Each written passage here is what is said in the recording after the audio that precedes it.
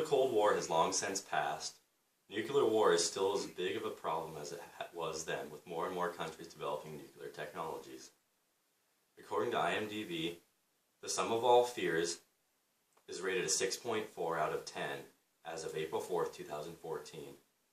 In the movie The Sum of All Fears, directed by Phil Robinson, released in 2002, produced by Paramount Pictures, starring Ben Affleck and Morgan Freeman, Jack Ryan, who is the main character, is tasked with the objective to disarm the engagement between the United States and Russia and to have them lay down their arms. In this review, I will first touch on the basis of what this movie is about, as well as who the author is behind the book that it's based off of, my personal response, as well as an interview of my audience.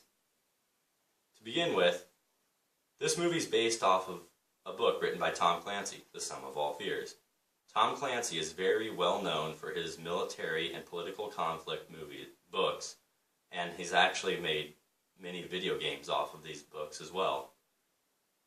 Many of his main characters are based off of one person, Jack Ryan. Jack Ryan is portrayed as a CIA operative in many of his books, games, and movies. In this movie, Jack Ryan is a CIA analyst whose forte is knowledge on the newly elected Russian president. At the beginning of this movie, it takes place during the end of the Yom Kippur War, where Israel is getting hammered by both Syria and Egypt.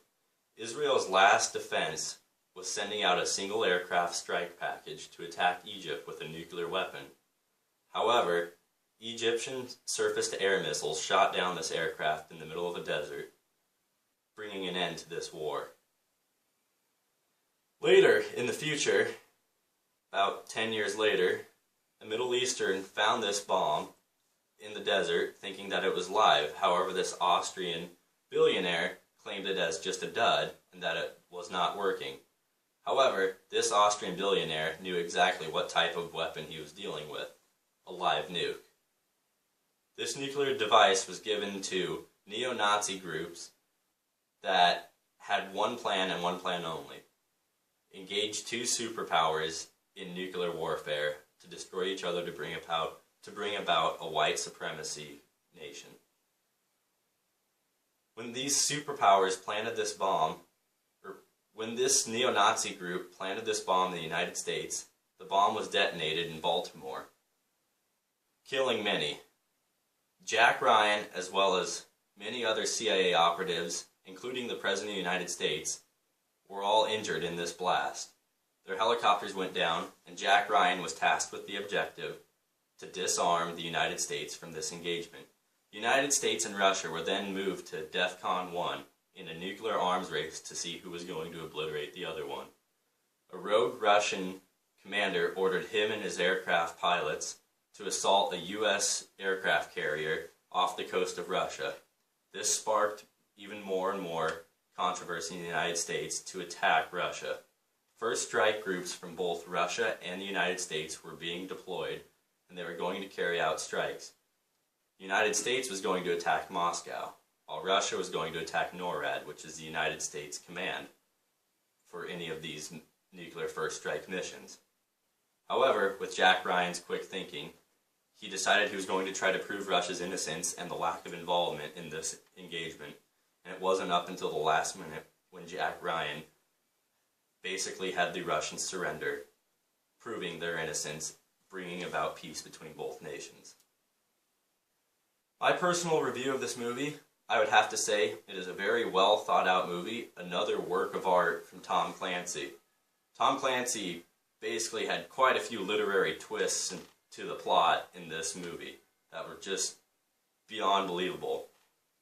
At one point in time you could think the movie was about to end, when in all actuality it was only midway through.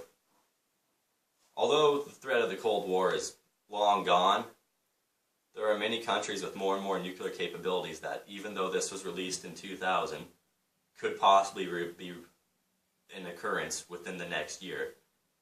It's unknown when a nuclear war may actually be brought about. I will now turn to my audience and ask them a couple questions. First of all, I'd like to start with you. Did you enjoy this movie? Yes, I did. Have you read the book at all that this is based off of? No. And what was your favorite part?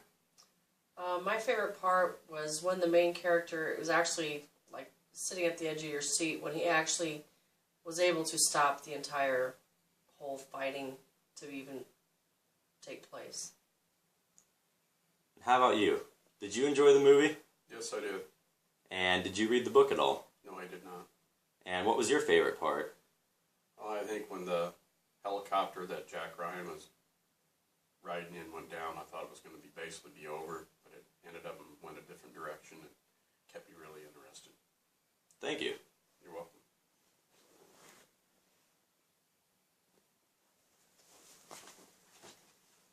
Overall, I would rate this movie as being a very well thought out, very well driven plot line to the movie, giving Tom Clancy's work, as well as Phil Robinson's directing skills, two thumbs up.